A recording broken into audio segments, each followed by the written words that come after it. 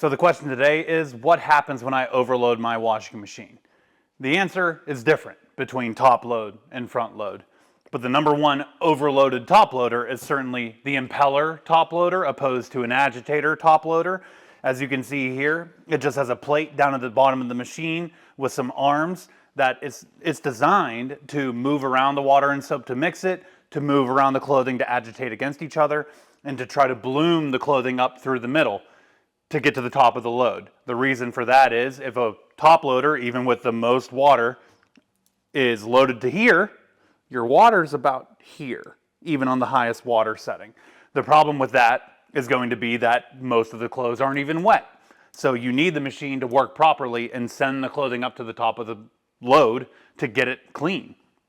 The problem is that customers, anybody really, would look at this machine and say, I can fill it all the way to the top and include the middle of the machine when the middle of the machine needs to be empty. You need to load an impeller top loader as if an agitator is there. Otherwise, you're going to be pulling clothes out of your washing machine that not only isn't clean, but it didn't even get wet. Another thing that can happen when you overload beyond clothing not getting clean is going to be the machine going off balance, and your time, the load time, is going to keep adding more and more and more as it attempts to rebalance itself by moving the wash basket around.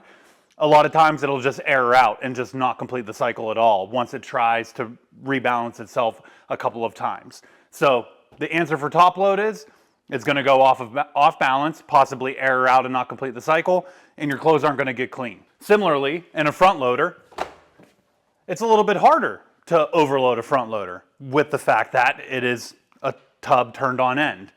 But as you can imagine, the key to a front loader cleaning so much better is the tub being on end, the soap and the water staying down at the base of the drum, the clothing adhering to the drum all the way around the outside edges, and all of the clothes passing through your water and soap solution at the bottom. The problem with filling a drum, maybe I'd say a little bit more than 60%, is that the clothing isn't going to adhere to the outside of the drum. And a lot of times you'll see clothing just float in the middle from overloading. So a similar story in that some clothes might not come out clean, some clothes might not even come out wet. And beyond that, the balancing systems in front loaders are far better than a top loader in that there's like a full-on suspension with the drum being hanging by like a control arm in the back. But still, going off balance on a front loader, the chances of it walking out of place are far higher than a top loader in that top loaders typically spin out around 700 to 800 RPMs. Most front loaders are anywhere from 1,000 to 1,300 on the spin out.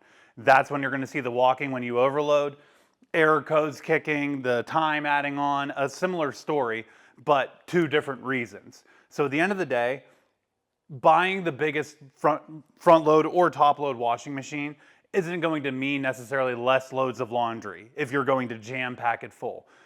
The best practice is going to be not filling either style of drum more than 50 to 60% and just doing an extra load if you have it at the end of the day. So what good is it going to do you doing double the load at once when none of it's going to get clean and you're going to break your machine?